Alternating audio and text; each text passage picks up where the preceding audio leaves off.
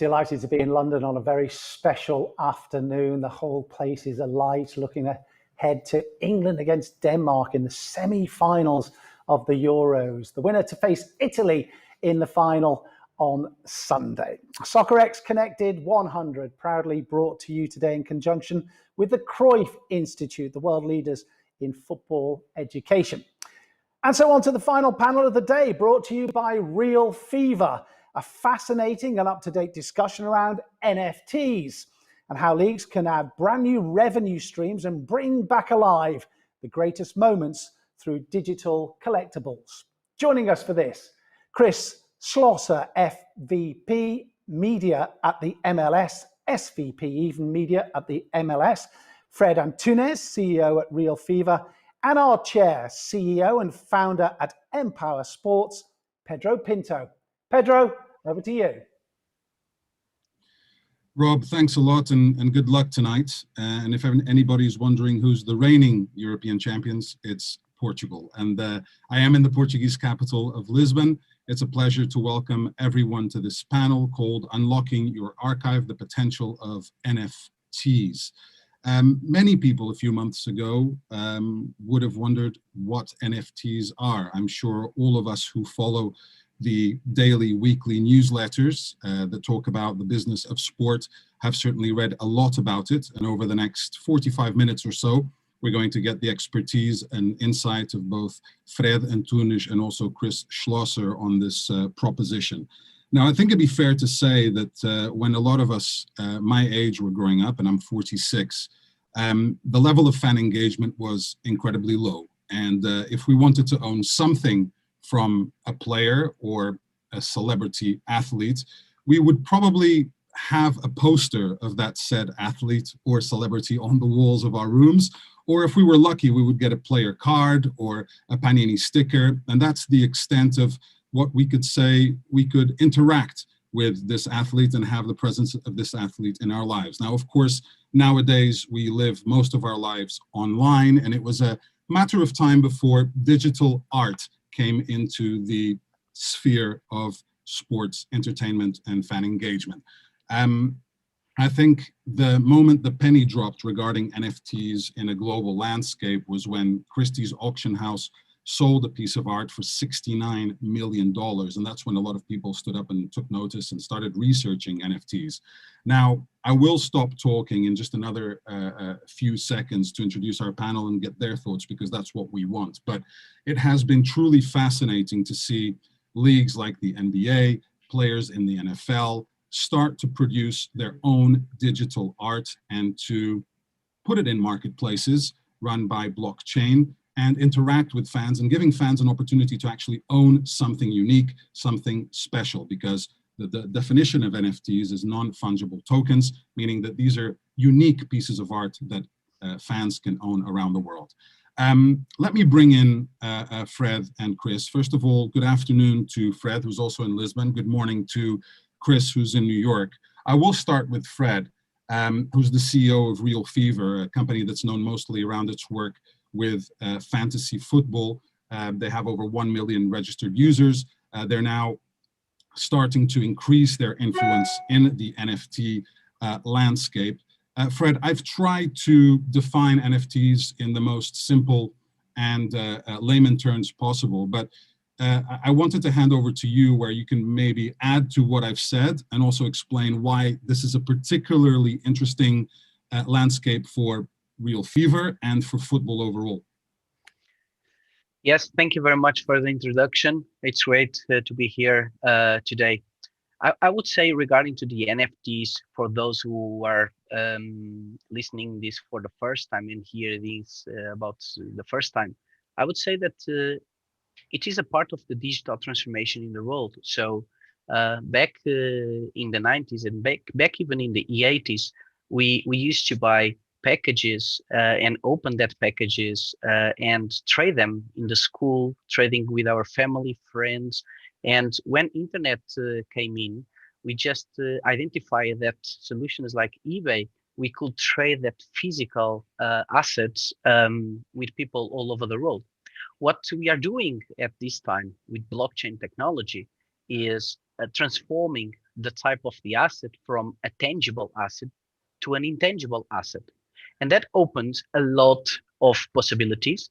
And of course, we don't need only to have a printed stamp or a printed package. We can do it completely digital and distribute it globally to reach as many audiences as possible. So I would say that we are in a moment of really a early adoption stage of this, blockchain industry and technology at the same time. And NFTs are probably one of the most precious products that we can design using blockchain technology. Fred, thanks for that. Chris, you've been at Major League Soccer, if my research serves me correctly, for about 13 years now, and you've been leading digital media, the digital transformation of the league.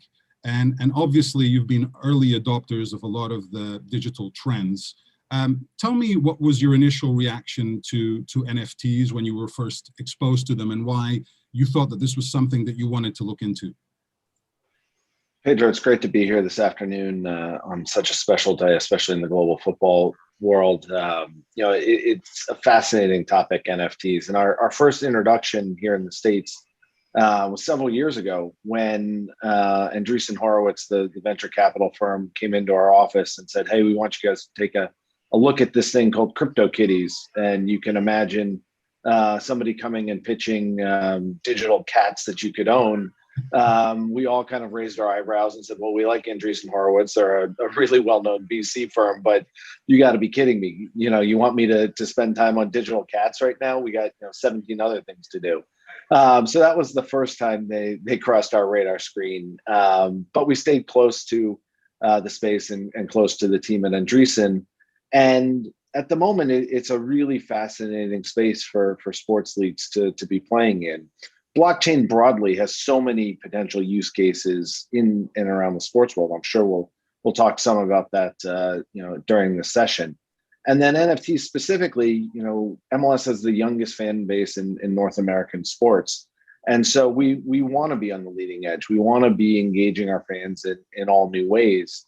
And in this case, we see fans who are hungry to engage digitally with cryptocurrency and with NFTs. And so it's only natural for us to start to design products in this space and to go engage our fan base naturally where they want to be seen. What was the reaction when you started having internal presentations with your colleagues and trying to design a strategy for implementation and innovating in this sphere, and what you told them you could achieve? What was your goal? So the first thing we had to do was just a lot of education. We have very digitally savvy executive teams, very digitally savvy owners who are often investing in many of these spaces and companies. But we had to make sure everyone was on a level playing field and everyone knew what NFT meant and how it worked and how it tied to Bitcoin or Ethereum and just what all these words meant and what the structure was. And so we spent a lot of time just really making sure everyone had that foundation. But then it very naturally turned to, okay, the first thing we always want to do is build our fan base and build fan engagement. And this is a really cool way to allow fans to be closer to the league or their favorite club or their favorite players. And that's phenomenal. So let's go start to think about opportunities. And then as you start to think about it from a business perspective, if the fans are interested, they want to participate, well, then hold on, there's probably some revenue opportunities here. And, if you can authentically engage with the fans, then you start to look at different business terms and business models and say, wait, we may have a new business that didn't exist 6 months ago or 12 months ago. And of course, that becomes interesting as well. And so everything always starts with the fans, but quickly expands to the business side. Fred, RealFevr has been very successful in engaging fans in fantasy leagues, and you have rights for a variety of leagues around the world. We'll get into gamification a little bit later, but why did you feel this was an arena you wanted to enter, and what's impressed you the most by what you've seen in the first pieces of art or content that's been around in the sports and maybe also in the football world?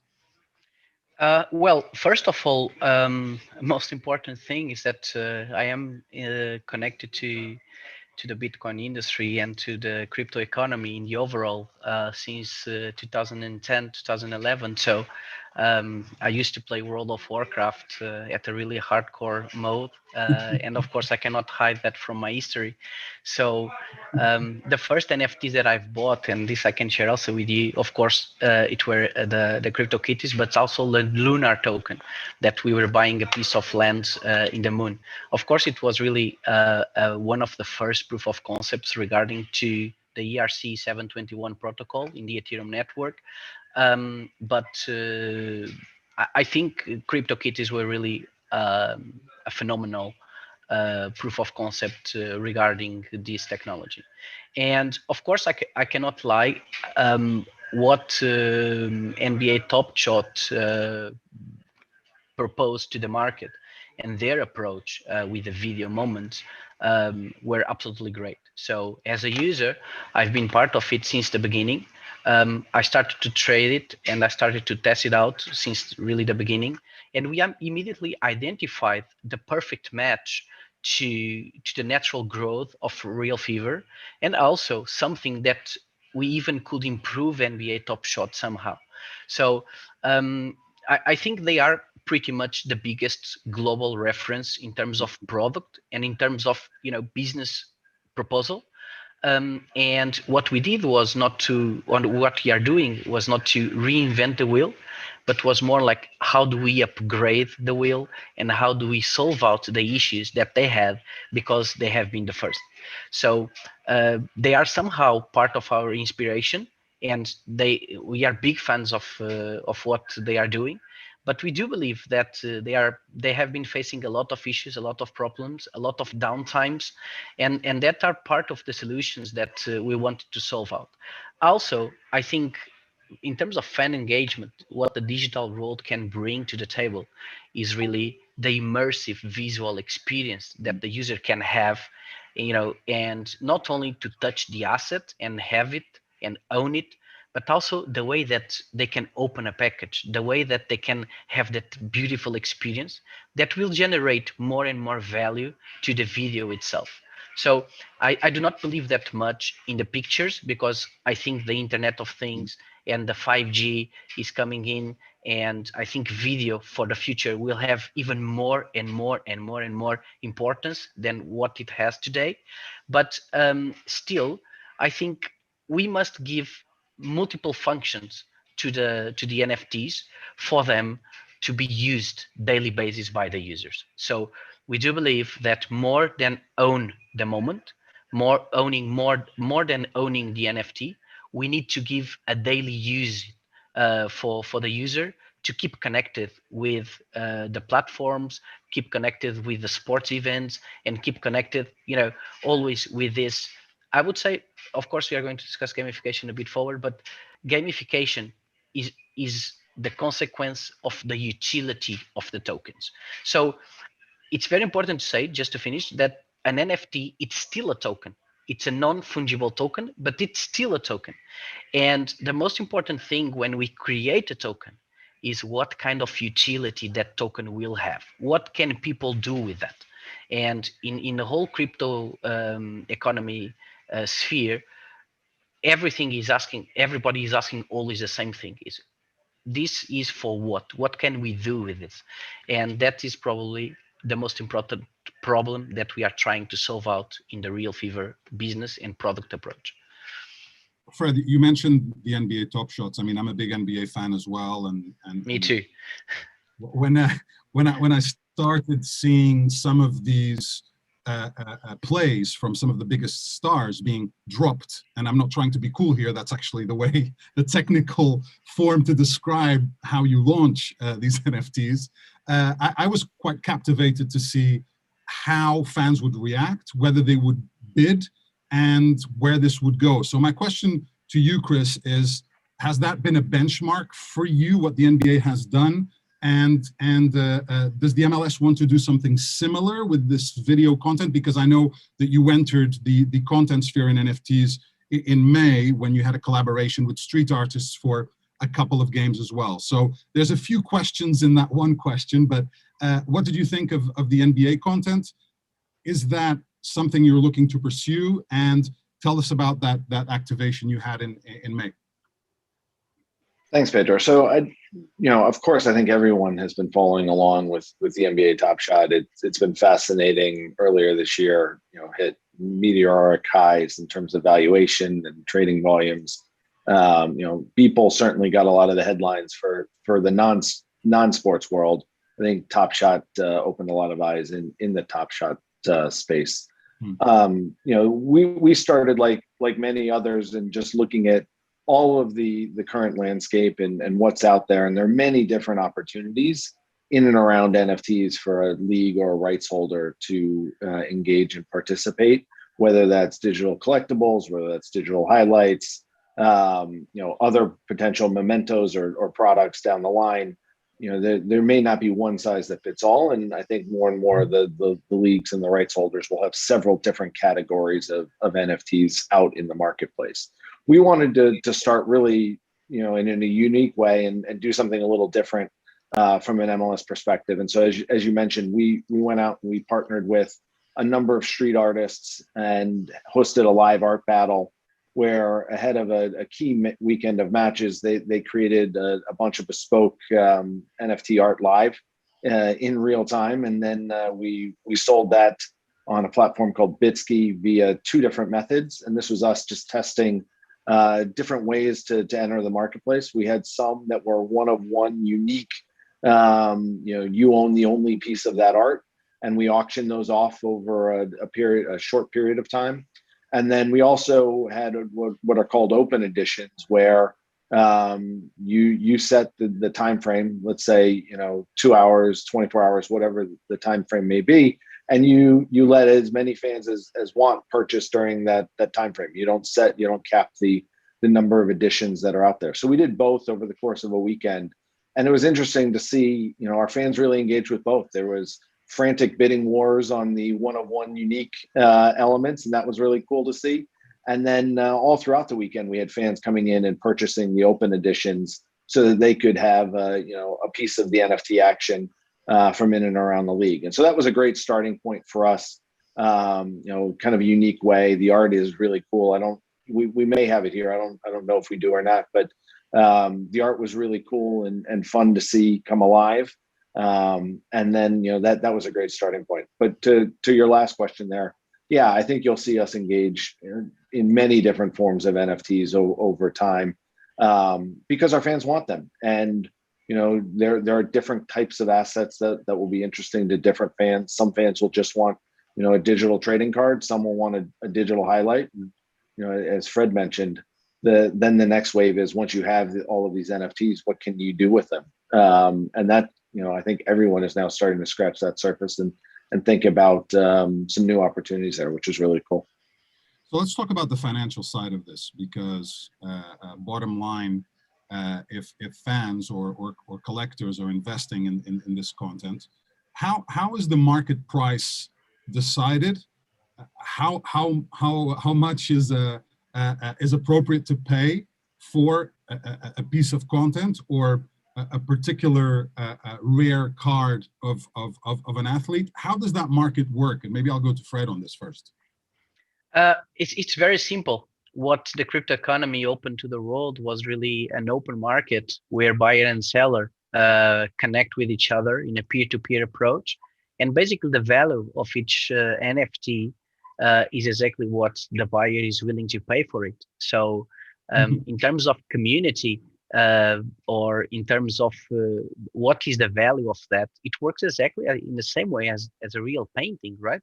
So we cannot decide how much Mona Lisa worth until someone decides to pay for it. So it really works what someone wants to pay for it. So that's why you mentioned the example of Beeple. It was an auction in Christie's, and someone decided to pay 69 million for it. So we cannot say that it worth or it does not worth that amount of money. All we can say is that we are talking about art, and art is a very, very, very subjective thing. When we speak about NFTs, we must always keep in mind that we are talking about art. It's digital art, but it's still art, or it's just a new approach of how human beings can express themselves in an artistic way.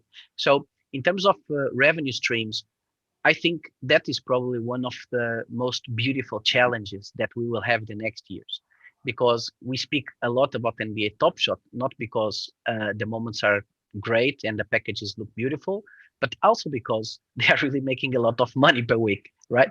So their revenue model, I would say, that is really, really well designed. And I also believe that this connection between, the physical packages and the digital packages is really a beautiful experience for the user. So I prefer to open a package and have that feeling of the surprise about what I'm going to get than to buy directly the NFT and don't have, this experience of opening the package. And I spend a lot of times in terms of studying neuromarketing approaches, and one of the beta testers of most of my product visions is always to try it out with my 16 years old daughter, because she has like a completely pure way of testing it by the emotions, right? So if I give her like a package of Hello Kitty or a package of Barbie, she wants the one with the gold or with the silver shining and everything, compared to the simple one, right? So she wants to buy more and more and more packages because she wants the most bright ones, the most beautiful ones. And these are the emotions that when we design a product like this, we should always keep in mind when we design it, and not only thinking about, okay, we are going to make money with this. And during this year, we had a lot of examples of failure in terms of NFTs deployment, exactly because they forgot this experience to the users, and they forgot to bring and generate the intrinsic value. So I would say in terms of revenue streams, there is always the revenue stream of the packages, if that is an option. Then there is the revenue stream of the direct sale of an NFT. And then there are two new revenue streams that are completely brand new. The first one is the concept of perpetual royalty. This is something absolutely new, because when you issue something in the internet, you have no guarantee that the royalties will be paid forever in a content that you put in the internet. However, if you issue an NFT, it is 100% possible to program in a smart contract a perpetual royalty, and as long as internet is alive, that's perpetual royalty, and as long as that NFT is traded, that perpetual royalty goes to the right holder, or to the syndicate of players, or to the competition organizer, to those that are included in the smart contract. So this perpetual royalty, I think, is one of the game changers in terms of the industry compared to what we had in the past. All right, well, that was quite a profound explanation of how the market can work and how revenue streams can benefit the creators. Chris, how are you marketing and selling to fans, and how difficult has it been for them to understand the blockchain or cryptocurrency, and what other options are you offering them? So Pedro, that's such an important point. Just as we leaned into this space, I think here in the United States, something like 2% of American consumers currently have cryptocurrency. Even with our young fan base, it's not much higher than that. And so one of the things that we found to be really important was to offer the ability for fans to use credit cards and debit cards when they purchased. And that was a key component of unlocking the sale. We wanted to make it super easy. In general, we all have to do a whole bunch of education here for fans, because doing things like setting up a cryptocurrency wallet or a crypto wallet where you have to have 17 different words that act as your password, and you have to make sure you keep it secure. it's all there and it's all possible and easy enough, but it's new and it's different. And so we all have to educate on how this space works. And you see some channels and platforms doing that a lot better. Some are more consumer friendly and others are not. But this whole idea of let's make it simple, let's make it easy, let's let somebody come right in. And then we used our channels to market this, across social media, our site, our app, and got all sorts of folks in and excited about the weekend. We featured it on our broadcast and had our broadcasters talking about it and showing the art, and all of that collectively, no surprise, helps drive sales. But going back to something Fred said earlier, from a sports league's perspective, if you pull all the way back, all of these blockchain elements, whether they're NFTs or tickets or media rights, this whole idea that you can then track the sale in the secondary market or the tertiary market, that's really remarkable. And it's not 100%. There are some marketplaces that it works well on, others where they're still working out the kinks in the system. But that's just groundbreaking. If you could sell a ticket or you could sell an NFT, and anytime that asset trades, the league could take a piece of it, or a club could take a piece of that, or the artist could take a piece of that. That's just a totally different world than we've ever really been living in the past. And you can very quickly see all sorts of exciting opportunities for the future in that space. Chris, something I was thinking about, obviously the MLS has many iconic moments in its history. I followed it closely. I lived in the States for 9 years. And fortunately, when I was there, especially living in Atlanta didn't have a team. I've since been back to the Mercedes Arena there and had a great time watching a match there. But you've had some global superstars performing, whether that's Wayne Rooney, David Beckham, Zlatan Ibrahimovic. Now you have Chicharito, you have Nani, there are star names in the MLS history. Have you thought already about how you could utilize some of those moments, and how do you create them then from an artistic standpoint? So clearly there's a big player opportunity here. And this is both an opportunity and a potential watch out for leagues and rights holders. We lean in with our player union, and they have a whole bunch of rights in the space. And so we've been working collectively with them to make sure that we're creating the right opportunities going forward for new NFTs to be created, and that the player gets to participate in whatever that NFT issuance looks like. We bring the league, the club marks, the footage. They bring the player images and the player likeness rights, and together we can really create something very cool. The players union always wants to make sure that there's an opportunity for many players, not just the handful of stars. But clearly, if you think about the goal where Zlatan walked onto the field and scored from half field, that's a pretty interesting moment and something that somebody might like to own someday. And so, yeah, there are those marquee moments that you want to lean into, and that'll be really interesting and a really great opportunity. The risk, as I said earlier, for sports leagues is, if you look at what's happened with, Rob Gronkowski, for example, here in the United States, he went out and he issued his own NFTs without any, league or club marks in them. They looked a whole lot like Rob Gronkowski in a Patriots jersey, but they didn't have the Patriots logo on it. And so I think it's that world where, this is not a space where leagues and clubs and teams can just stand back and say, we're not going to do anything, because if they don't do something, someone will. And so I think if fan engagement wasn't a reason enough, if revenue opportunity isn't a reason enough, clubs, leagues, federations have to be really smart and lean in here, because in an absence of activity, other actors will jump in and make sure things happen. And so I think, from an MLS perspective, we'd much rather be on the front foot, and are excited. We did the launch earlier in May. You'll see some more things coming this summer, and over the next 6 or 12 months, I think you'll see a whole host of products rolling out from us.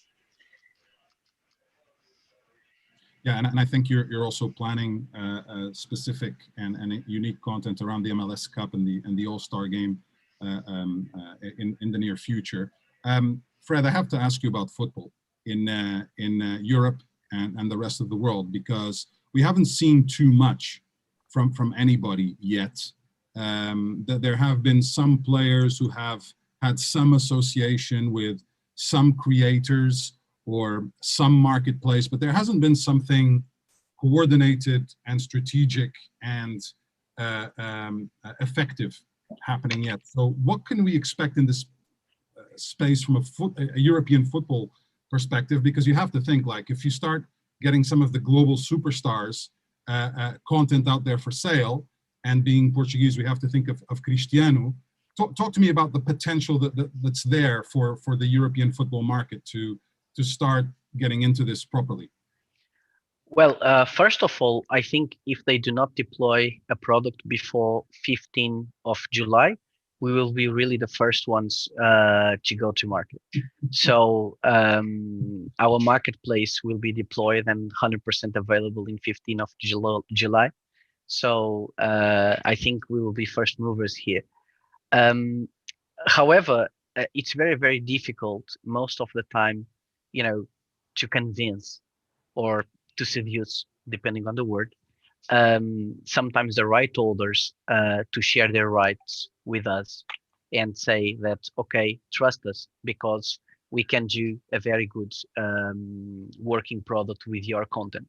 I would say that the most important thing, and as Chris was saying, there is one thing that is the biggest challenge for the next couple of months, which is the trust between the traditional football world and these new brand technologies that sometimes the decision makers are not that familiar, and they need to trust. They need to feel comfortable. They need to understand what they are going to do. In a joint venture or with a company that is completely new, they don't know the persons in charge, and how do they trust? And I think one of the key strategies that we are using or that we used was, okay, we are already in touch with the Portuguese Football Federation, with the Portuguese Liga, with the people that is already involved in the Portuguese soccer field. And as you said, Portugal is really one of the biggest talent production place, let's say, to the world of football, right? So what we did was last year, we started to secure some of the most important videos of the Portuguese history. And in 15th of July, you will be able to see probably a few of the most precious moments that happen in Portugal. But more than Portugal, let me also say this. When we think about this NFT perspective, don't think about a specific competition or a specific player. Think about the art, converting the athlete in an artist, and think about convert their actions in the field as their paintings. And this is what we can upscale in terms of the dimension of each athlete can have in the world. So I always focus myself really on how we can improve and generate more and more intrinsic value of each NFT, to not have only an empty piece of art, in a random marketplace. Also, regarding to the business model, let me also go back on this because I think it's important. I think the future of the NFTs will be, at the very first approach, it was just, one marketplace that can have everything. So you have football there, you have fairy tale stories there, you have musicians there, you have everybody in the same place. But as the market grows, it will be a natural consequence to have segmented audiences, because the person who is 100% engaged with football or with a specific club does not need, in fact, to be 100% engaged, with World of Warcraft NFTs. So what we do believe is that if there is one single marketplace that represents the NFTs for sports based only in video, that is probably one of the best possible solutions to have that specific addicted audience. And also another thing that I cannot forget, which is, as Chris mentioned, only 2%. I would say more, not only American market, but the global population in the world, only 2% of them have had any contact with the crypto economy. So we have 98% of probability to increase our total addressable market and explore that possibilities. So I would say, just to finish and conclude, that there is still a lot to discover, and we need to micro test. Of course, we should not be afraid. And once again, as Chris mentioned, uh, we need to move forward and understand how it can happen, because if we don't do it, someone will.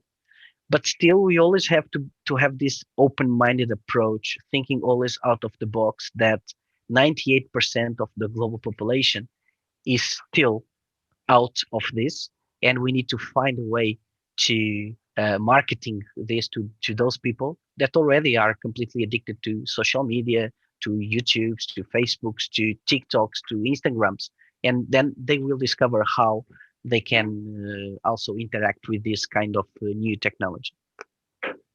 All right, now I believe that you teased us with the date of 15th of July for the debut of some pretty innovative and exclusive content coming up. So we'll look ahead to that date from RealFevr.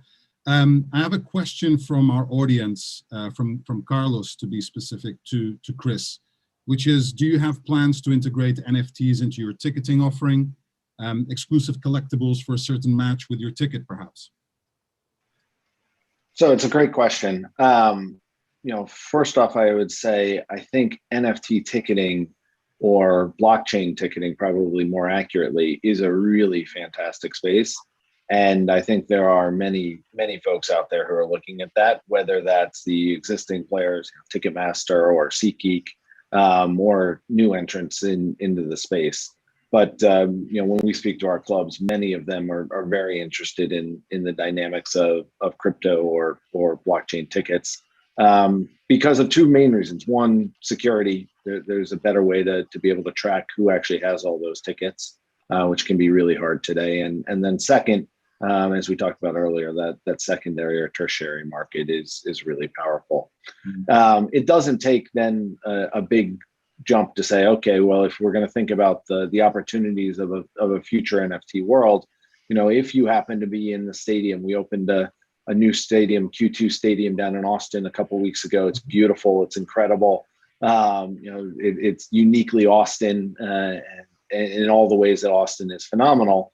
But imagine you were in the stadium for that opening match. Historically, you might have gotten a pennant or a scarf or something that said inaugural match. Maybe you had a physical ticket back in the day that was your ticket stub. You could now think about in some future world, creating a unique memento out of that match, and you had to actually prove that you were in the stadium because your ticket was authenticated. And if you were in the stadium, then you qualify either to receive or to purchase this unique memento. That's a pretty cool and powerful opportunity. Well beyond just kind of digital cards or highlight videos, which are also interesting. Cool, thanks for that, Chris. Another question, this time from Benedict, and to both of you. Is there any concern about increased regulation disrupting the market for NFTs? That is a great question, because I would say it's not directly with the NFT concept, it's more directly with the intellectual property law, especially because of two reasons. First one, because each country has different intellectual property law.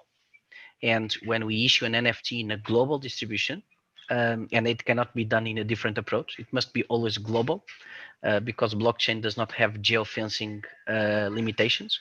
So we need to make sure that when we deal with intellectual property rights, and we are somehow connecting them to an NFT or linking them to an NFT, we need to make sure that all this intellectual property law, traditional one, is 100% bulletproof. And I'm not going to lie, one of the challenges that we have with our law team and also with our law firms was really to try to understand and predict the future. If something goes wrong, how we can understand each other and how can we solve it.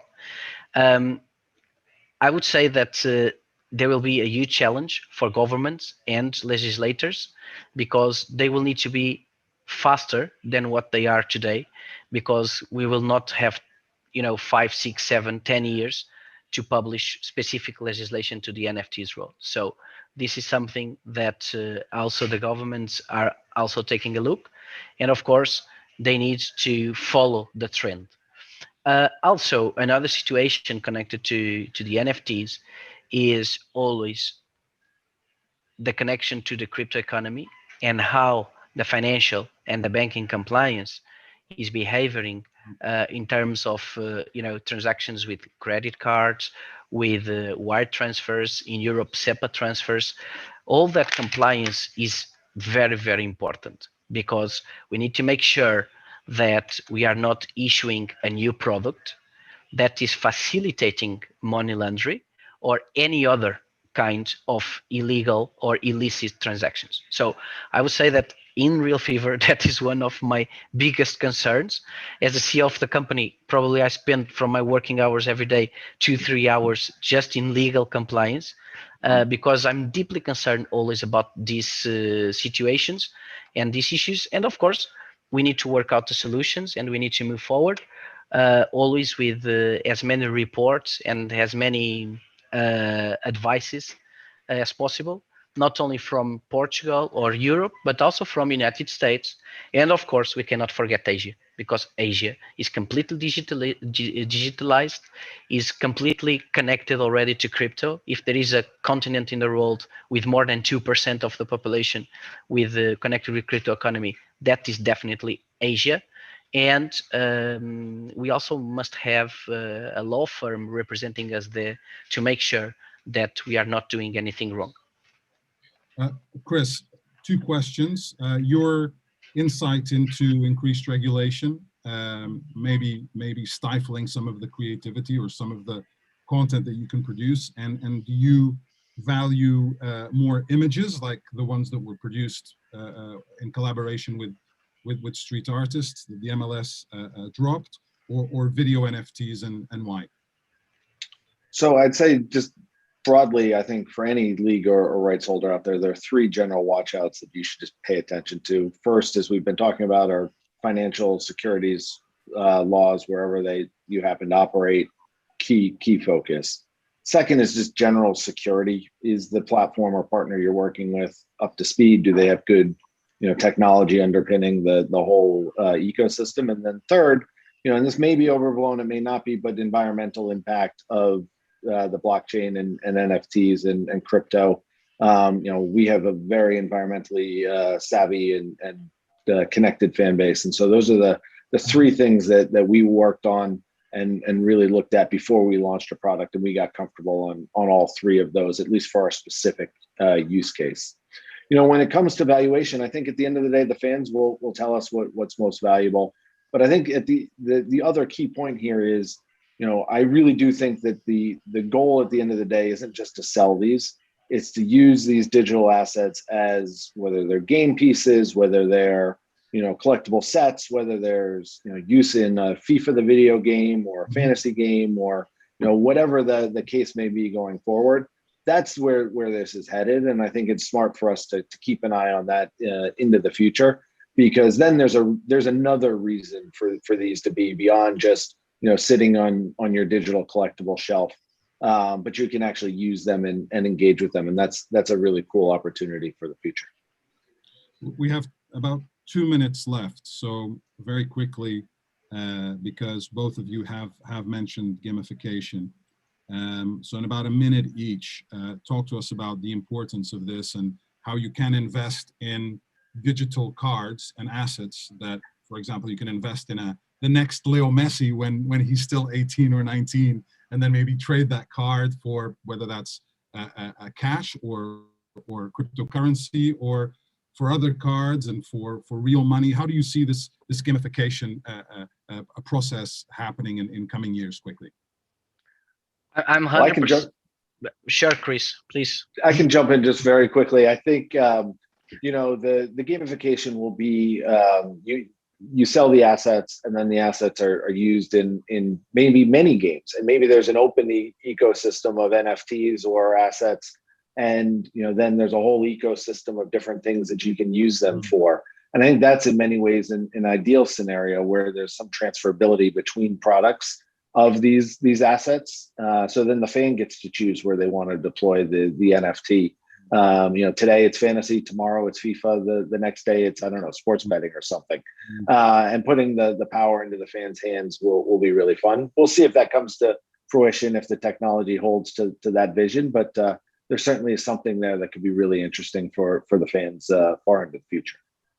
I'm 100% in the same page as Chris, and also that was one of the major incentives why we are moving to the NFT space, because in terms of competitive advantages, we already have a working product in fantasy leagues, with the global mobile apps distribution already, with a huge audience playing our fantasy leagues and everything. So I do believe in the future, the most important thing for the NFTs is really what you can do with them. Not only because it will be way more attractive, but also because, as we all understood, trading the cards is one of the most important revenue streams that we can have. And we need to think about how we can incentivize, what is the incentive to the fund to trade them. And if they are playing with that cards, if they are playing with that videos, if they are playing with that NFTs, that is really one of the biggest economical incentives or movement incentives for them to trade them in a marketplace. Andre and Chris, it's been an absolute pleasure to have an opportunity to discuss this very exciting proposition, which is, I would say, not the future, but very much the present, as more investment is made in the creation of digital art and non-fungible tokens in the sports sphere. And I'm myself, as a huge fan, very curious into what will happen in the years to come. We know that we can expect a big announcement from RealFevr on the 15th of July. We know that we can expect new content and new drops from Major League Soccer still this season, so we'll look out for those. And it's been an absolute pleasure to have you on this Soccerex panel. Thank you both. Thank you very much. And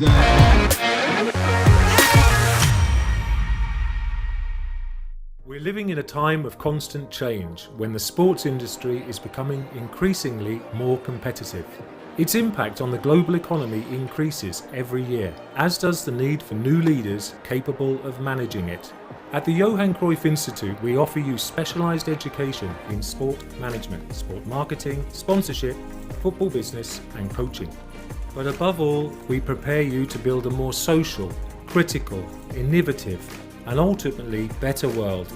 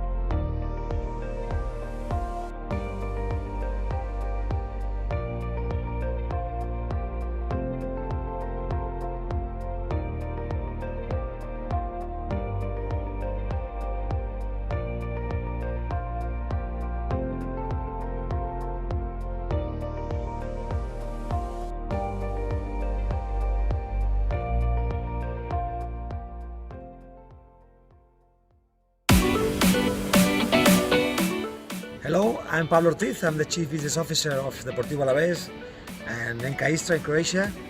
And my first time in Soccerex, somebody lost my luggage, so I have an appropriate suit. So it was the opening ceremony for Soccerex that year, and it was a wonderful day. And that was the beginning of a wonderful relation with you. I've been panelist and assist to the Congress so many times. So I really encourage you to go on for another 25 years and keeping being the reference in the industry of football and helping all of us to make contacts and make business and go on. So happy birthday, Soccerex.